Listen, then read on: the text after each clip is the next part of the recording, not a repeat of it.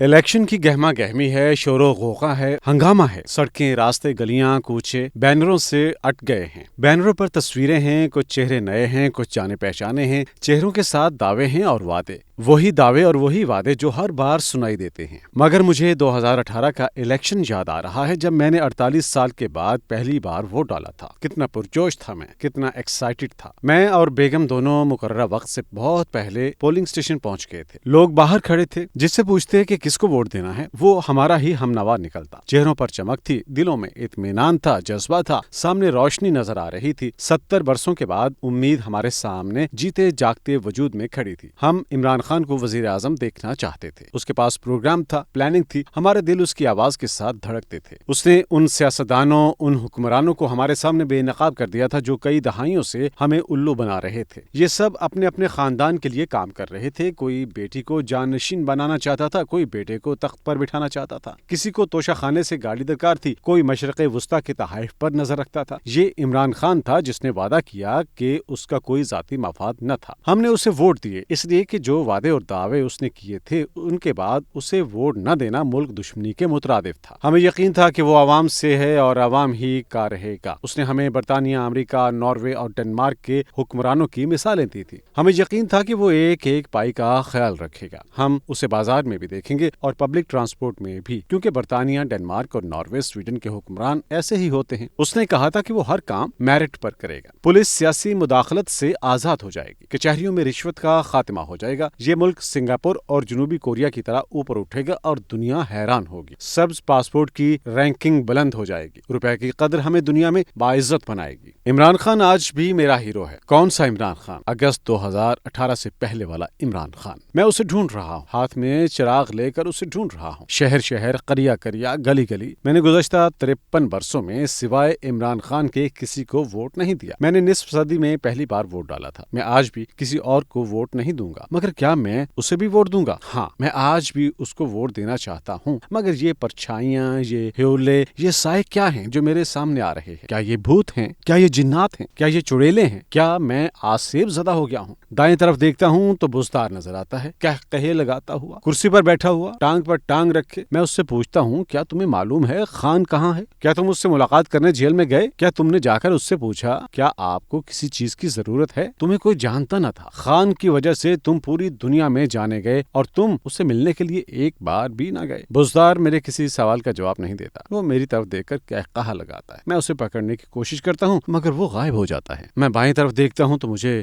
گجر نظر آتا ہے۔ وہ ایک جہازی سائز کی گاڑی سے اتر رہا ہے، مجھ پر اس کی نظر پڑتی ہے تو کہا لگاتا ہے، بالکل ویسا ہی غصہ دلانے والا کہا جو بزدار نے لگایا تھا۔ میں گجر سے پوچھتا ہوں، تم کہاں ہو؟ ملک کیوں چھوڑ کر چلے گئے؟ کیا تمہیں معلوم ہے خان مشکل میں ہے، وہ زندان میں ہے؟ کیا تم اس کے پاس گئے؟ کیا تمہیں معلوم ہے خان نے وزیر اعظم ہوتے ہوئے بھی تمہاری بیگم کا دفاع کیا تھا؟ تم واپس آ کر اس کی رہائی کے لیے جد و جہد کیوں نہیں کرتے؟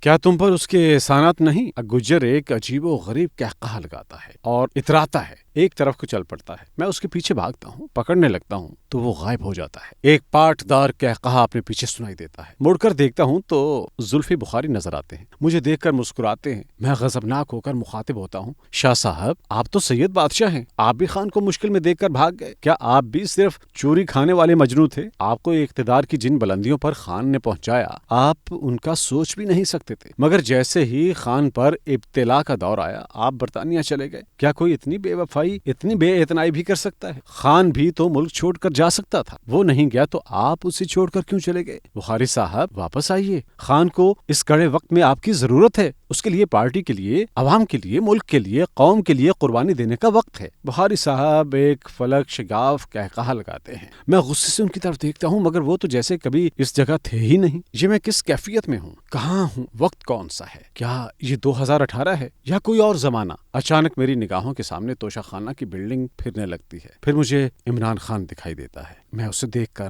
روحانسا ہو جاتا ہوں، اس کا دامن پکڑ لیتا ہوں اور چیخ چیخ کر کہتا ہوں، خان یہ تم نے کیا کیا؟ تمہیں معلوم تھا گزشتہ حکمرانوں نے توشہ خانے میں منہ مارا تھا، تم نے اس سے اعراض کیوں نہ برتا؟ تم نے توشہ خانے کو اور اس کے مال اموال کو پاؤں کی ٹھوکر پر کیوں نہ رکھا؟ تمہارے پاس تو سب کچھ تھا، تم نے دنیا کے سارے مزے چکھے ہوئے تھے، تم پوری دنیا کے ہیرو رہے، تم نے توشہ خانہ سے مکمل لا تعلقی کیوں نہ اختیار کی؟ تم کہتے ہو تم نے غلط کام کوئی نہیں کیا، مگر تم نے اس گند اس غلاظت میں اپنے ہاتھ ڈالے ہی کیوں؟ تم اس سارے معاملے اس سارے کاروبار سے بے نیاز کیوں نہ ہوئے؟ تم نے اپنے اوپر چھینٹے پڑنے ہی کیوں دیے؟ پھر پتہ نہیں کیا ہوتا ہے، توشہ خانہ کی بلڈنگ غائب ہو جاتی ہے۔ میں 8 فروری کو گھر سے باہر نہیں نکلوں گا۔ میں سیاہ لباس پہن کر اس دن اپنی آرزوؤں کا سوگ مناؤں گا، اپنے مرحوم خوابوں پر نوحے پڑھوں گا۔ میں ان وعدوں اور ان دعووں کا ماتم کروں گا جو خان نے اگست 2018 سے پہلے کیے تھے۔ میں اپنے تار ووٹ کے پرزے ڈھونڈ کر اسے پھر سے جوڑنے کی کوشش کروں گا اور ناکام رہوں گا۔